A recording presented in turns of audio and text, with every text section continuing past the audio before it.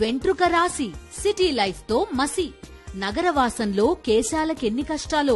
పూర్తి వివరాలకు చదవండి రేపటి సాక్షి హైదరాబాద్ ఎడిషన్. బడ్జెట్ సమావేశాలు జరుగుతున్నటువంటి సమయంలో తెలుగుదేశం పార్టీ అధినాయకుడు పెద్దలు చంద్రబాబు నాయుడు గారు మరి అదేవిధంగా ఆయన సహచరులైనటువంటి కూటమి నాయకులందరూ కూడా ఏ కార్యక్రమాలైతే తాము ఎన్నిక కాగానే మొదలుపెట్టి ప్రజలకు అందిస్తామని చెప్పారో ఆ వాస్తవాలను అన్నిటిని కూడా పక్కన పెట్టి ఈరోజు బడ్జెట్ కేటాయింపులు జరిగిన సంగతి మనం అందరం కూడా చూసాం.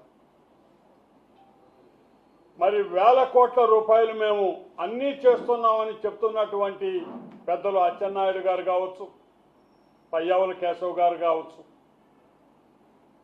ఎన్నికల రణరంగంలో జరిగినటువంటి ఆ 3 మాసాల ప్రచార కార్యక్రమాల్లో వారు చెప్పినటువంటి సాధారణమైనటువంటి సూపర్ 6 అనేటటువంటి అంశాలు ఏవైతే ఉన్నాయో, ఏవైతే వాటి ఆలోచనలకు ప్రభావితులైనటువంటి ప్రజలు వారికి మద్దతు ఇచ్చారో ఆ అంశాలకి తగిన ప్రాధాన్యం ఇచ్చారో లేదో వారే ఆలోచించుకోవాలని చెప్పి నేను ఈ సందర్భంగా మనవి చేస్తున్నా. 20 లక్షల ఉద్యోగాలు కావచ్చు, ఉద్యోగాలు ఇవ్వలేని పక్షంలో నిరుద్యోగులకి ప్రతి నెల 3,000 రూపాయలు నిరుద్యోగ భృతి కావచ్చు. ఆడపిల్లలందరికీ ఎంతమంది ఉంటే అంతమందికి 1,500 రూపాయలు కావచ్చు. తల్లికి వందనం కావచ్చు, ఉచిత బస్సు కార్యక్రమం కావచ్చు. వారి ఎన్నికల ప్రణాళిక మొత్తం నడిచింది ఈ 6-7 అంశాలపైన.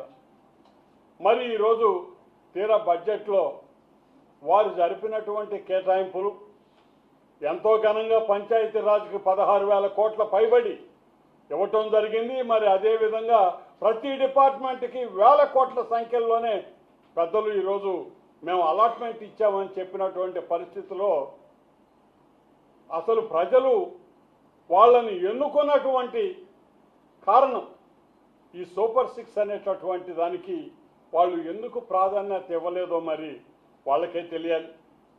మరి కేవలం ఒక 5 మాసాలు ఈరోజు ఆ ప్రభుత్వం ఏర్పడింది. మరి దానివల్ల వాళ్ళు ఇంకొంత సమయం తీసుకుంటారేమో తెలియదు, కానీ ప్రస్తుత సంవత్సర కాలంలో అయితే మాత్రం ఎటువంటి పరిస్థితుల్లో కూడా వాళ్ళు చెప్పినటువంటి ఏ ప్రణాళికపై కూడా వాళ్ళు బడ్జెట్ కేటాయింపులు కానీ నిధుల కేటాయింపు కానీ ఎప్పటి నుంచి మొదలు పెడతామని కానీ ఏవి కూడా వాళ్ళు ఆ నివేదికలో పొందుపరచుతున్నటువంటి విషయం మనం అందరం చూసాం. మరి ఈరోజు ప్రజలు కూడా ఆలోచిస్తారు. ఈరోజు వైఎస్ఆర్ కాంగ్రెస్ పార్టీ వాళ్ళు కేవలం నిందలు వేస్తున్నారనో లేకపోతే కావాలని బురద చల్లుతున్నారనేటటువంటి విషయం కాకుండా మంచిని తప్పనిసరిగా వాళ్ళు చేస్తున్నటువంటి మంచిని చెప్పగలిగేటటువంటి పరిస్థితిలోనే మరి ప్రజావాణిని కూడా వారి మనస్సును కూడా వారి ఆలోచనలు కూడా ఈరోజు ఈ ప్రభుత్వ దృష్టికి ప్రతిపక్ష పార్టీగా తీసుకురావాల్సిన బాధ్యత ఉంది. కాబట్టి ఈరోజు మేము ఈ విషయాలని మేము చెప్పాల్సినటువంటి పరిస్థితి ఉంది. మరి ఎప్పుడు చేస్తారు ఇవి అంటే బహుశా వారి వద్ద సమాధానం ఉన్నట్టు లేదండి.